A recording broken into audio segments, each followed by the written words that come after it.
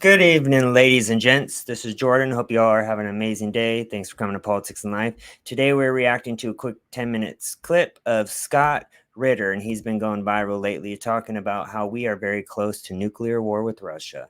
They are literally in Cuba, and it looks like they're on the edge of Florida. So the reason they are over in our area is because Biden keeps on selling military power and funds to prolong the war in Russia, and so they have to respond somehow. And I just wish we had a powerful leader in the White House, because otherwise this war would have never happened. Please like, comment, subscribe. Let's get it started, y'all. Trying to stop a nuclear war by promoting not just disarmament. I have a background as a weapons inspector. I might be one of the few people alive today who has actually participated in the destruction of Soviet nuclear weapons and facilitating the elimination of American nuclear weapons back when we gave a damn about arms control. One American-made ATACMS missile fired by a Ukrainian against a Russian target that destroys the wrong thing or kills the wrong person could lead to a general nuclear conflict that kills everybody. And that's what these people in Congress, the Senate, and the White House don't get. They're literally just playing with all of our lives. Like, hey, let's just send billions of taxpayer funds and all these weapons to this other nuclear place that has nuclear weapons as well. We're like testing their patience. We're almost like putting them into a corner, and eventually they're going to have to react and respond. And it just sucks that it's going to take probably killing innocent lives to wake some idiots up that are in control. Strike could take place as we're speaking, George. We may not finish this interview. I think we will. I hope we will. But the reality is, in the world we live in today, we may not. And there's silence, deafening silence here in the United States by a population that's been lulled into complacency through the poison of Russophobia. I like the Russians. I think they're great people. But I'm not doing this for Russia. I'm doing this for America. Welcome back to our channel. Today, together with Scott Ritter's warning, we bring you breaking news on two fronts: Russia's strategic deployment of nuclear submarines to Cuba and the devastating developments on the Ukrainian front. Let's dive into the details. As we examine the strategic implications of this deployment, first we turn our focus to the intense situation on the Ukrainian battlefield. Very scary. As Mr. Scott's foresights, the current situation in Ukraine is rapidly deteriorating for Kyiv. Over the past 24 hours, Russian forces have launched a relentless assault, capturing significant territories and inflicting massive losses on Ukrainian forces. In the past week alone, Ukraine has suffered catastrophic casualties, with 12,500 soldiers lost. This translates to a staggering 1,600 to 1,800 casualties per day. This war should have never happened to begin with, and it just sucks. We need it. Both sides to stop dying. We need to come to the table and start talking about peace agreements, which they had until Boris Johnson was sent by the Biden administration to break up that peace treaty. So honestly, it comes down to Boris Johnson, Zelensky, and the Biden administration. Come on, load. In addition to the loss of life, Ukraine has lost a significant amount of military hardware, including rows of tanks and Bradley vehicles, which were destroyed in successive counterattacks. If Ukraine continues to lose key cities over the coming days, this week could be one of the bloodiest since the start of the conflict. This isn't just a military failure, it's a strategic disaster for Ukraine. The loss of manpower and equipment on such a scale is unsustainable, and the momentum is clearly with Russia. Even if Ukraine manages to hold some ground. It's so insane too, because if you watch like America, like big media, they will actually report that, oh, Ukraine's lasted this long, Putin's about to get taken down, Russia is about to lose, when it seems like they've been lying to us the whole time. So if that's the case, if they are getting their butts whipped by Russia, why the hell is our billions in dollars of taxes still funding this war if it's pretty much going the opposite of what they're telling the people? Treason, that's what it is. That's my opinion. Treason. When you waste our taxpayer money on BS wars that should have never involved the U.S.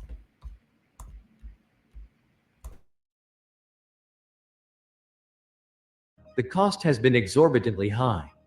With these losses in mind, we now turn to the strategic movements and the shifting dynamics on the Northeastern Front. The Northeastern Front is crumbling rapidly. Key locations such as Siversk and Chasiv Yar are under intense pressure. Despite fierce Ukrainian resistance, Russian forces continue to make significant gains. Russian advances in Avdiivka resemble an unstoppable armored train moving westward. Meanwhile, Ugledar has seen intense fighting, and strategic points like Staromayorsky and Did you know you could be entitled to a 5 or 6-figure payout if you were in a traffic collision? Konstantinivka are on the verge of encirclement. Robotyne has also been a focal point of continuous assaults, with Russia capturing tens of square kilometers. In Kherson, Russian forces have seized most of the islands and mid-river sandbars, maintaining a watchful eye on potential Ukrainian movements. The concentration of 550,000 Russian troops near the border only adds to the pressure. This overwhelming force of Russian troops is not just for show. It signals a clear intent to dominate the battlefield and continue their advances. Ukrainian defenses are stretched thin, and the likelihood of them holding these strategic points is rapidly diminishing. As we continue to monitor these developments, let's shift our focus to the broader geopolitical implications of Russia's actions in the Caribbean. Adding to the geopolitical tension, Russia has deployed its expedition battle group with nuclear submarine to the Caribbean for exercises. This move is a direct response to escalating actions by the United States related to the Ukrainian conflict. The I said deployment has that. raised That's what I alarms in said. the United States, with reports suggesting that this is a calculated response to American nuclear weapon testing and development. The presence of these Just as Trump said, no one ever brought up nuclear war till Biden, because that's just a word you do not bring up. Now it seems like it's being discussed every single day. How are the people supposed to go on and carry on with their lives when they see their government just totally screwing them five different ways from behind and the front, and continuing to do it on a daily basis? It's just sad. It's sad that it takes millions of people to die to not only wake up these people that were supporting the war, but there's also people still supporting it.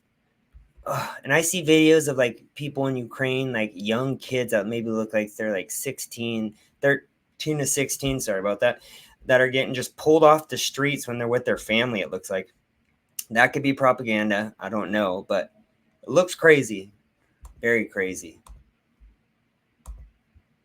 submarines in the Caribbean echoes the tension of the Cuban Missile Crisis, signaling a severe escalation. Speculations are rife that Russia might deploy additional military assets to Cuba and Venezuela, preparing for a potential conflict in the region. This strategic positioning showcases Russia's readiness to counter Western influence aggressively. Scott Ritter already forewarned about spreading global conflicts. This deployment is not merely symbolic. It represents a tangible shift in the balance of power, reminding the world of Russia's formidable military capabilities. The potential for conflict in the Caribbean is a stark reminder of how global tensions can escalate quickly. Returning to the situation in Ukraine, let's examine President Putin's latest statements and their implications. Today, President Putin delivered several significant statements. Firstly, he confirmed the deployment of Russian forces to the Caribbean for exercises involving nuclear submarines and other military assets. Secondly, Putin announced the development of an independent payment system by the BRICS nations, aimed at reducing reliance on Western financial systems and avoiding political pressures. This move is seen as a strategic counter to Western economic influence.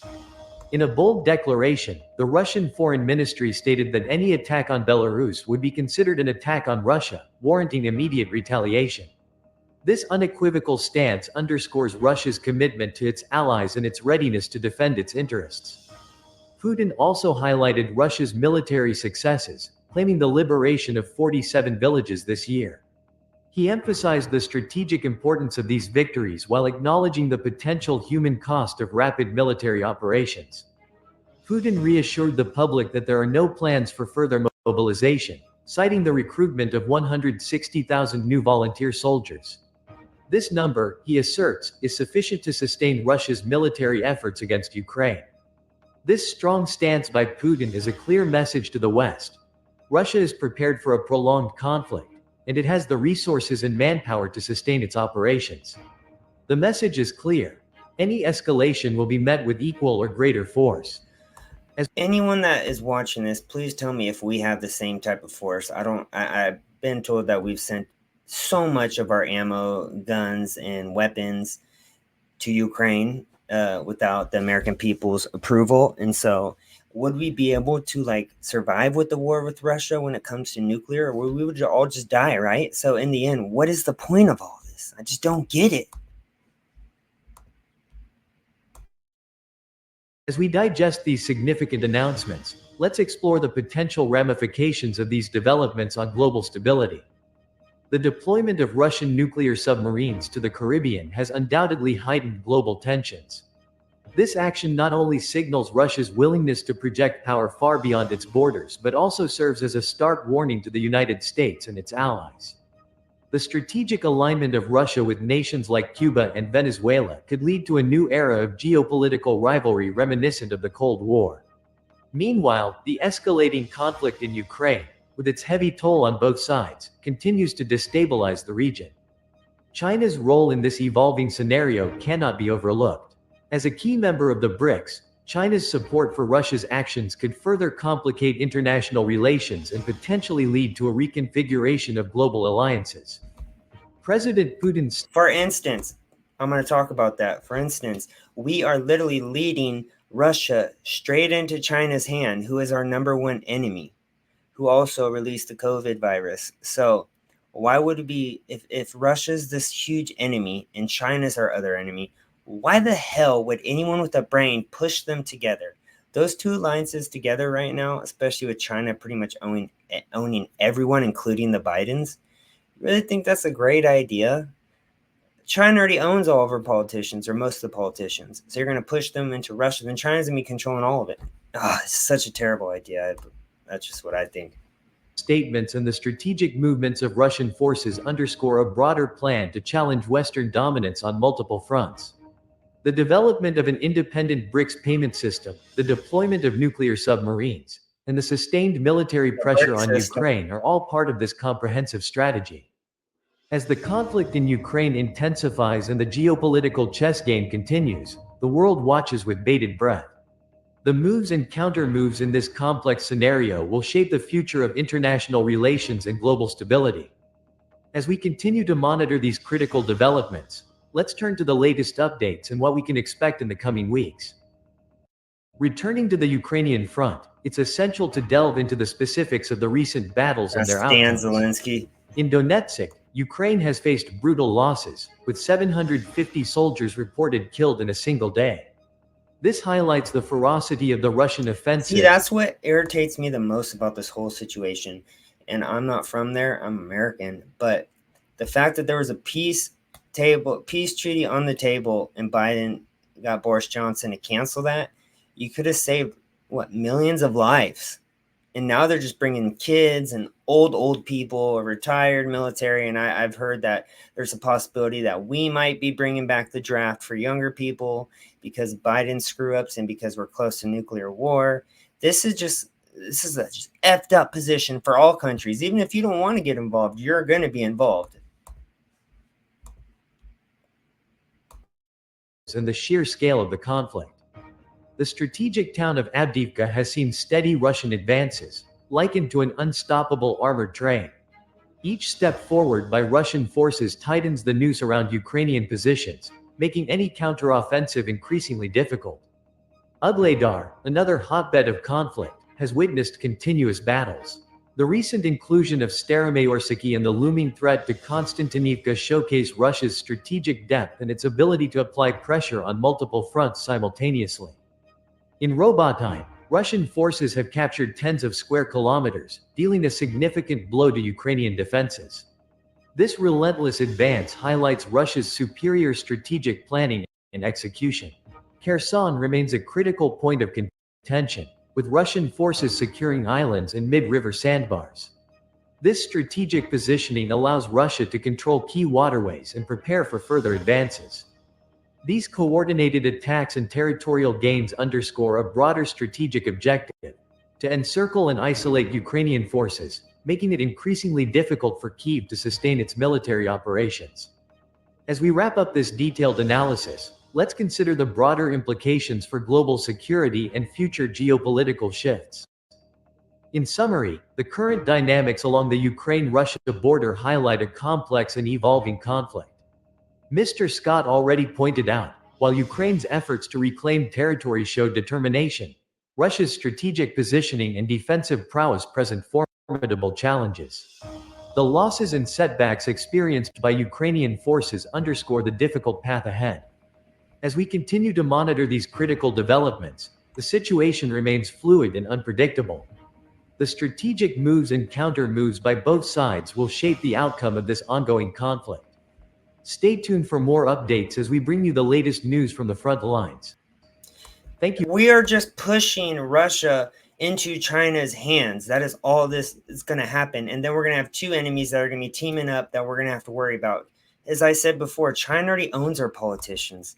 So they're going to team up with Russia, our supposedly number one enemy. Now we're going to have two enemies that are teammates. This administration, man, needs to get their shit together. Because if they don't, we're fucked. This is going to lead to nuclear war. And they need to take this serious. Same with the Republicans in Congress. We need to stop spending money and send it to other fucking countries and start spending it on us to help our country. Because I'm America first all day. Hope you guys enjoyed the video. Please like, comment, subscribe. Love you guys. Have a great day. Peace.